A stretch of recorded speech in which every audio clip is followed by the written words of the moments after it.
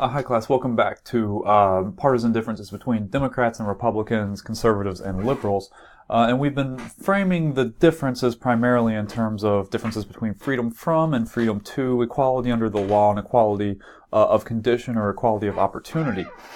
The language of equality may be a little confusing when we think about this difference in terms of the Civil War era, right? Because one of the things that Lincoln was really doing here, if you think about it, is using the federal government and our Constitution in a powerful and forceful way in order to establish a way for the former slaves, soon to be former slaves, to enjoy a life in a way that they previously couldn't, right? So, in a way of thinking about it, although Lincoln is trying to create a system where former slaves were treated equally under the law, he's also using government in a way that's more consistent with the idea of a belief in a strong federal government to do good things. And if you think about the Democrats during this hour, embodying the position of state rights and believing in seceding from the Union in the name of state rights, this lines up very consistently with the differences between Federalist and anti-Federalist. In many regards, little has changed from the founding era into the Civil War. And if you move forward into the post-Great Depression era, we see another example of government being used by the Democrats in powerful and a forceful type of way here, right? So if you think about FDR's New Deal, this is a host of government programs after the Great Depression that are designed to stimulate the economy and get America back to work. So if you think about something like the Tennessee Valley Authority or the Civilian Conservation Corps, government programs, government being used in a forceful and powerful way to do good for the country. Now, this is an interesting era in American history because in many regards, we're 1930s to the early 1960s, America is almost a one-party system. We believe very much in these ideals. Democrats and Republicans came together in many areas to do powerful government actions.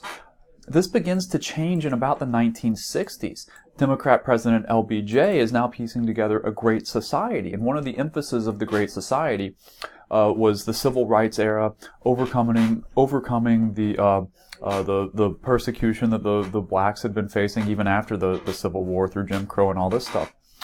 So one of the dynamics of this, however, is that when we go from using government in a big, powerful manner to help all Americans, to using government in a big, powerful manner under LBJ to benefit some Americans, the South begins to leave the Democrat Party.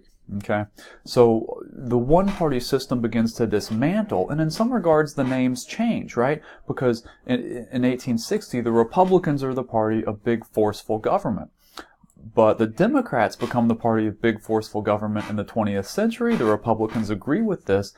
And it's really in the 1960s when we begin to apply big, forceful government to civil rights and helping minorities that we get a sort of another split. And this idea of Democrats using government in a powerful, forceful manner, especially to benefit minorities and select groups, becomes the partisan position in urban areas and coastal states and in the Northeast, right? If you look at our electoral map of recent elections or what the maps look like, this is something that you're going to see a divide amongst parties in geographic regions like this. And Republicans, those believing in limited government, leave me alone and let me take care of myself, this position is now being reflected in the rural areas, especially in the southeast, the Plain States, and the Midwest, right?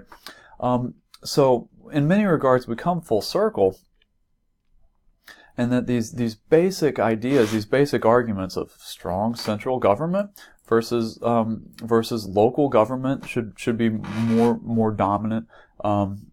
And even its purview should be limited and curtailed. I, as an individual, can take care of myself, is the general spirit here, right? So this is to me a very interesting lecture, or a very interesting area, because even though we're using the same words, freedom and equality, in a lot of ways, Democrats and Republicans have such deep divides and deep fights these days, because we we are using these words in different ways. And when we examine our party history here, you'll see that in many aspects of our nation's history, especially the most contentious times of our nation's history, the difference in emphasis between freedom from and freedom to becomes especially prominent and emphasized. All right. So look, as usual in the online format, we're keeping the lectures somewhat short, and you guys are keeping doing a lot more reading on your own. So if I've moved a little quickly through any of these concepts here, as usual, I encourage you to slow down and do some research on your own. Okay.